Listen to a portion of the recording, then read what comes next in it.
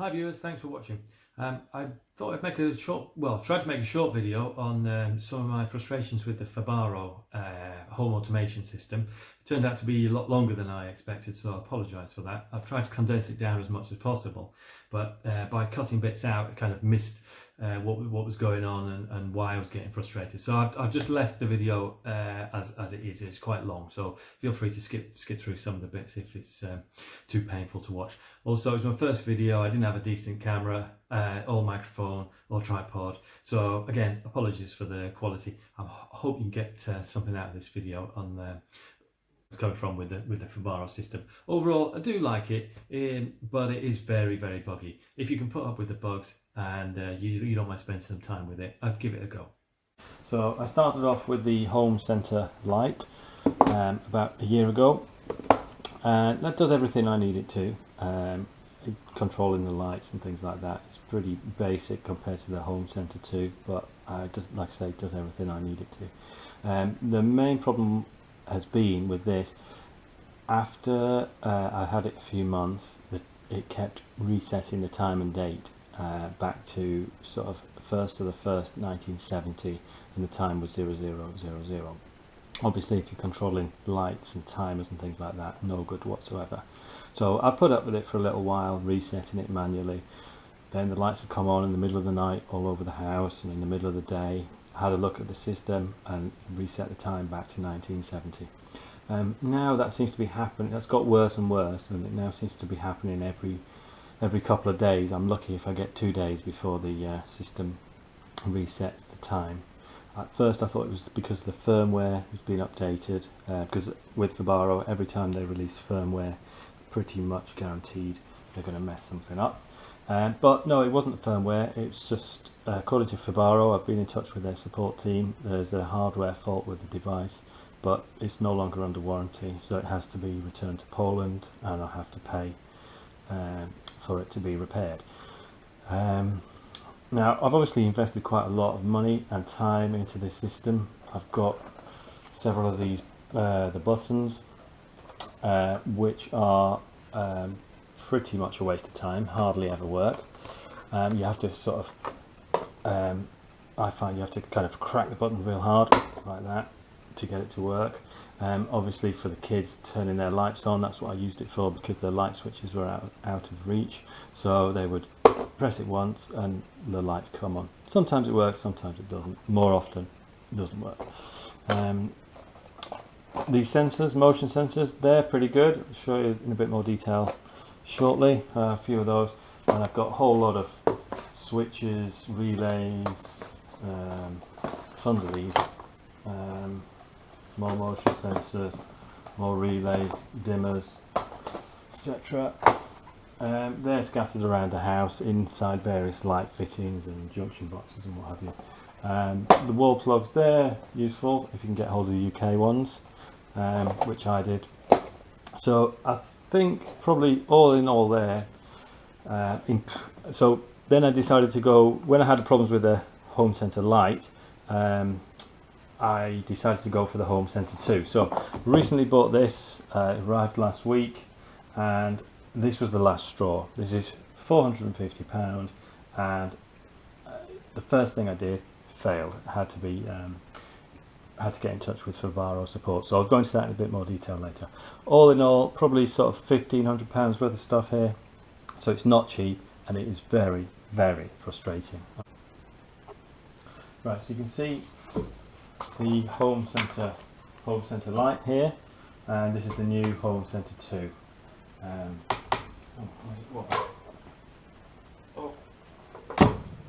One of its rubber feet was fallen off already, and it literally sat there for a week and no one's touched it, so I have no idea how that happened. People do seem to go on about the build quality. It is a solid aluminium case, but I'd just rather it worked, to be honest, and it came in a whatever kind of case.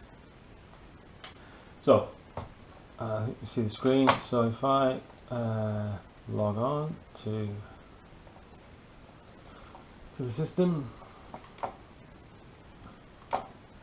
so here's my Home Center Lite,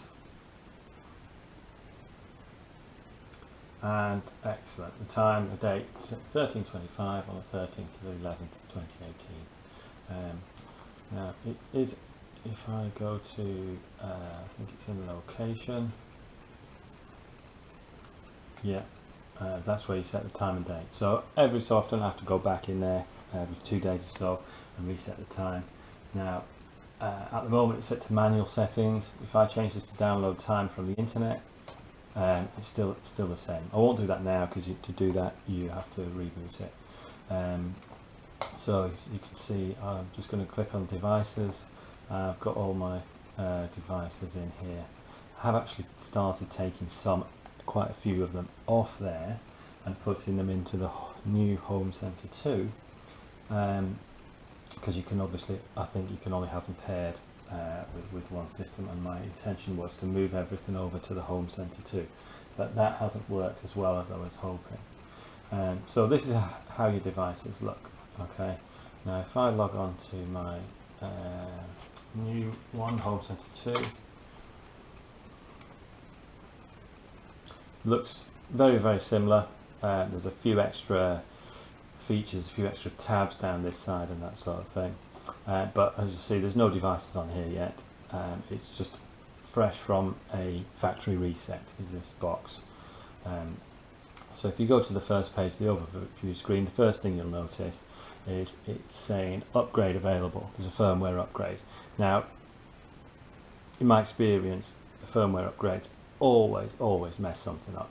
So, but I thought, well, as soon as it's new, I'll update the firmware, get everything onto the latest levels.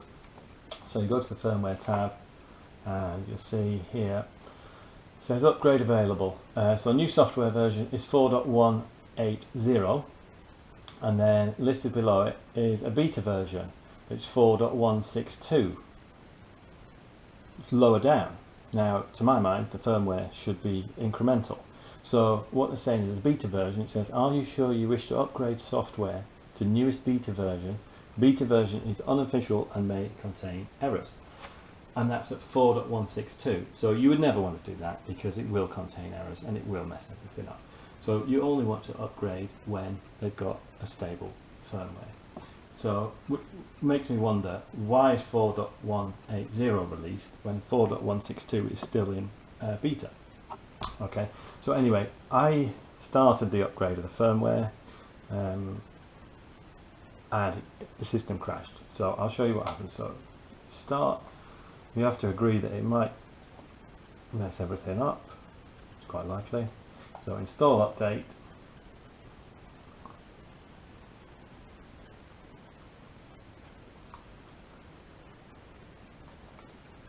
Okay, so install update. It doesn't actually tell you it's doing it or anything like that. You just kind of have to hope for the best. Okay, so waited 30 seconds and you see you've got the pop-up from Chrome that says the page is unresponsive. What do you want to do? So we'll exit the page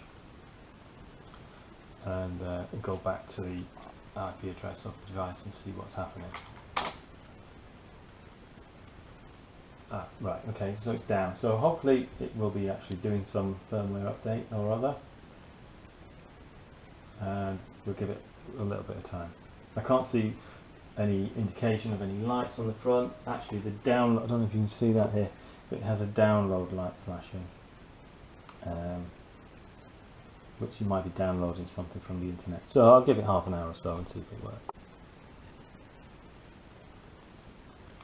Quick update, now it's rebooting the system. It's saying it was making a backup, now it's going to rebooting. So good news is something is actually happening, and you might be able to see the lights flashing across the front here, which is supposed to be what you get when it is updating the firmware. So fingers crossed it may work this time. Okay, so I've let it go for 10 minutes or so. Gone back to the IP address of the Home Center 2. And we just, I don't know if you can see that, we just get these 3 spinning dots going around in circles. You can see the screen sort of behind it, but you can't do anything. Now I've left it like that before, left it overnight, still doesn't do anything. So the only thing to do is to restart system in recovery mode. So this is what I'm going to have to do. You've got to turn it off. There we go, and then turn it back on while holding the reset button.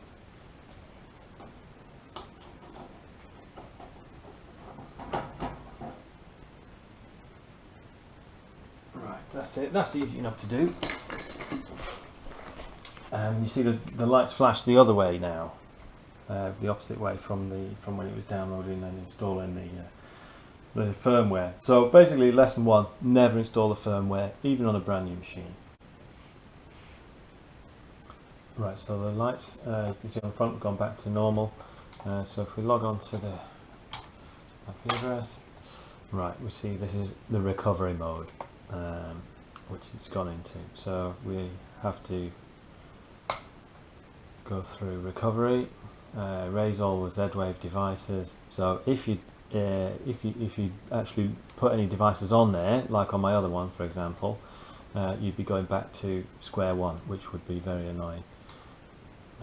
So do you want to erase all devices from the memory? Yes. Searching for a system drive. Now it comes with a little USB stick in the back of it, which I think has got the sort of base software or something on. And this takes about 15 minutes, half an hour or so to go through these 4 steps.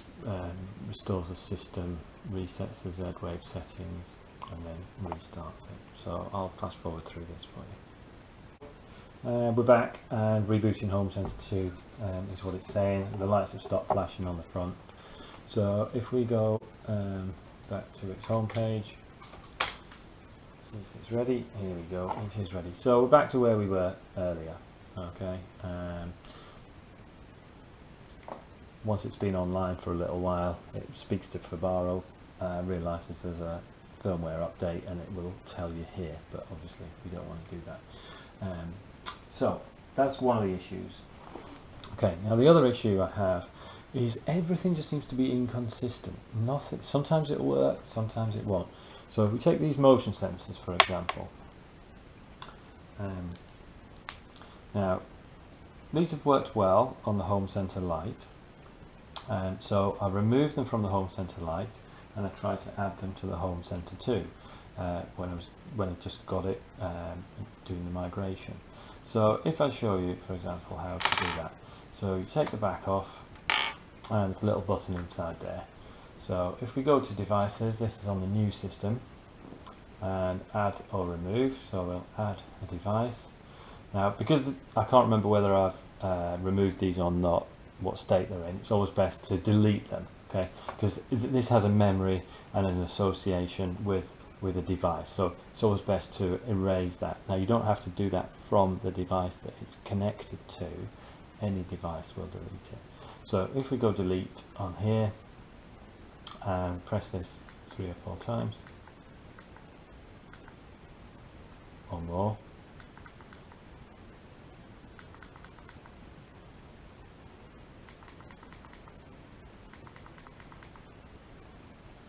no, it doesn't seem to like that.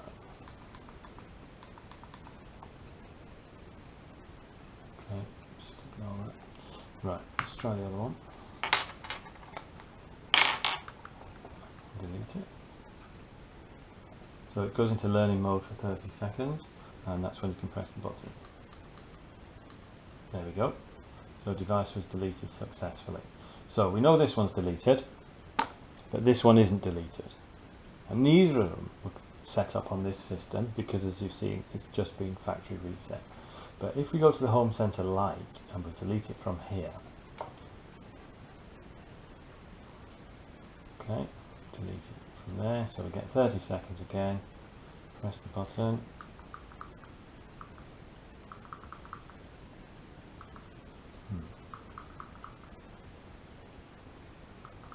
This is the sort of thing you have to put up with when you're installing Fibaro stuff.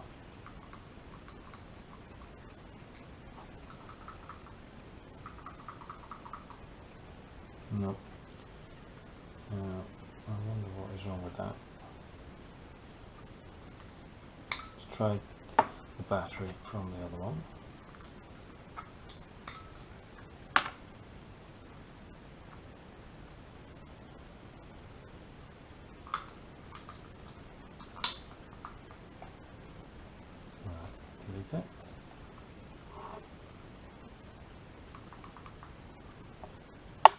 possibly the battery, although that was fully charged yesterday. Okay, so they're deleted now. Let's have a look, see if we can put the battery in this one and see what happens.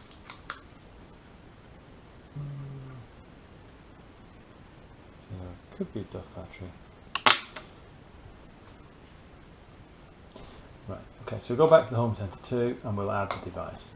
Okay, so do the same process.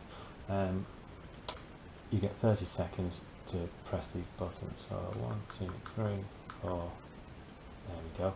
And it goes through adding all these parameters. There's a few hundred of them or so. You see it scrolling through. And at the top, you can see in this notification bar, when it's finished, it says device configuration finished.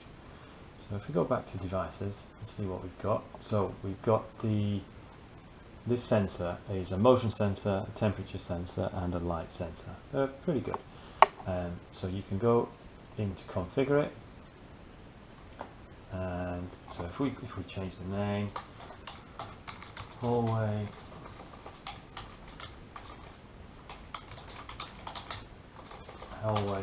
MS, okay, motion sensor, and I haven't got any rooms defined on here. You can save that. And go back to devices, and you can see we've got hallway MS. Okay, so I'll take the battery out of here and put it into this one because we think that battery is faulty. Okay, and we'll add this device. So now, just one thing to note here. When you're adding devices, they have to be really close to the home center, like within this desk. I think when you're adding a device, it reduces the power right down on the signal. Just in case, say, your neighbor happened to have a Fibaro system and they were adding devices at the same time, it's pretty unlikely, but there you go. Even if you put it into devices located far from the home center, which I think supposed to put it up to full power, you've still got no hope of connecting the devices if they're sort of scattered around the home. They've got to be within the same room. So here we go, let's add this one. So 1, 2, 3, 4. Adding devices complete. Now see, this is different because we haven't had all the parameters scrolling through on the screen, saying adding devices complete. Previously that screen disappeared, and now it's just sticking around. No, it's disappeared by itself. It says device configuration finished. So we'd expect 2 lots of motion sensors, thermometers and light sensors. So if we go into devices, nope, we've got the first lot. We've got the motion sensor, the thermometer and the light sensor, but then from this one we've got a cardboard box and something. I've got no idea what that is. So if you go into here, you can't do anything. I've got no idea why it does that. It's a Z kind of device, Z-wave device. It's just nonsense. You can't do anything with it. But if we go into the Home Center Lite, the same device, delete it. Okay. 1, 2, 3. So it's now deleted, and then we'll add the device. 1, 2, 3, 4.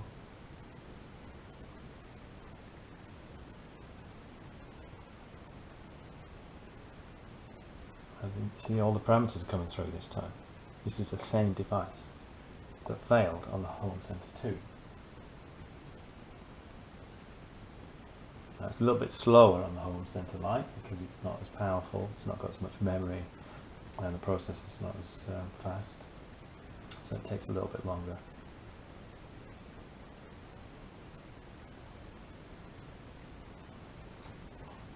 Shouldn't take too much longer.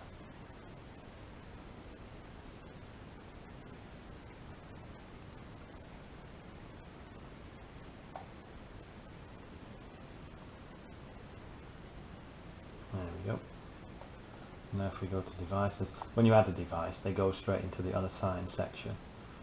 which is down at the bottom, and here we are. So we've got the 1 minute ago was its last motion detected, so we've got motion sensor, temperature and the light. And if we go into it for configuration, we can change the icon, we can give it a name, assign it a room.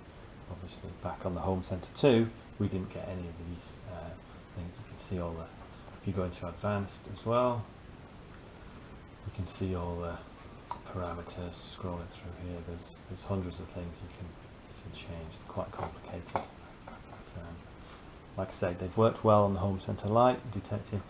You're supposed to be able to use these for alarms and things like that. I basically use them for, if someone comes in the porch and it's night time, put the porch light on or put the outside lights on. They're fine for just messing around like that. There is no way ever you would use it as an alarm system, because it would not work if you got burgled. So that's the motion sensor. So you can see, inconsistent, quite annoying. You end up wasting a lot of time messing about with it.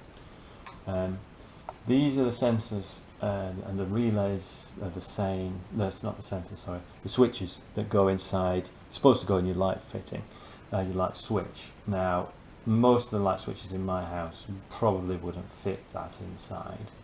And also, I'm obviously in the UK, and we don't have, generally speaking, we don't have neutrals at the light switch. Excuse me. A lot of my lighting is per floor. I've got 4 floors in the house, and on each floor there is a lighting junction box where everything goes back to. That's how I designed it when we rewired the house. So I can put these in, and that's where they go, inside these big junction boxes. Now, what you're supposed to be able to do is, because obviously I've got loads of these all around the house, on the floorboards, in junction boxes, etc., inside ceiling roses, and migrating from the Home Center Lite to the Home Center 2, you have to delete them the same way we did the motion sensor, and then you have to add them. And when we added the motion sensor, you click the button there, and when you add these, you're supposed to click this button here, yeah, which obviously is quite difficult if this is installed in a ceiling rose or under a floorboard. So in the instructions it says you can trigger the device by switching the light on 3 times, and it would have the same effect as pressing that. So ideal. That never ever ever has worked. Okay, so the only way for me to migrate all my devices onto the Home Center 2 would be to take the floorboards up, go into the loft where I've got a light on the landing, for example, and actually physically be able to press this button 3 times whilst it's near to the Home Center 2. So I couldn't click add device here in my study, run upstairs to the loft and then click this, because it's far too far away. I'd have to get a long Ethernet cable, take the Home Center 2 up into the loft and my laptop, and trigger the device add, and then press the button. Or I disconnect it from the lighting circuit, bring it down to my study, and what I have is like an old mains lead with the end chopped off, so it's got a 3-pin plug on it. Connect it up to neutral and live, and plug it into the wall and switch it on, which powers it, and then you can do the add. You can then assign it to wherever you're going to put it. For example, call it main bedroom light, give it an icon, and then you can actually go off and install it. And that's how I've added the devices. But migrating from one system to the other is just, well, it's going to be so difficult. Okay, I can show you quickly a few of the things on here. So the Fibaro app, it's actually reasonably good, it works pretty well. There's a bit of a delay logging onto it, as you can see. You've got your lighting, your climate control and your scenes.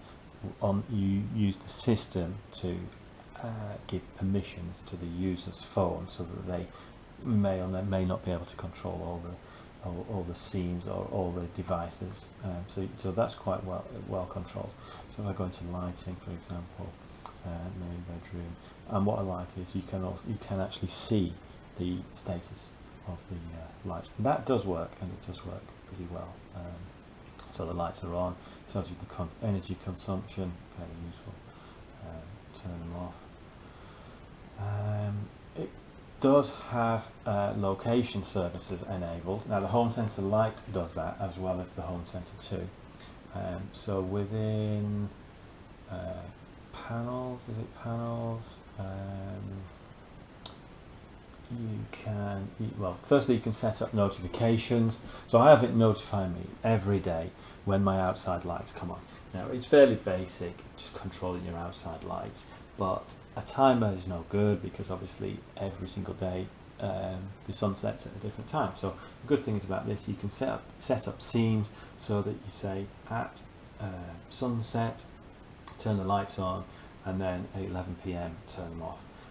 And what I do is I have a notification which pings my phone every when the lights come on. Now I'm not really too bothered about whether the lights come on outside or not, but I know that when I don't get that email that the system is crashed and I have to log on to it and reset the time. So that's quite handy. You also, somewhere in here, I can't quite remember where it is, location perhaps, you can set up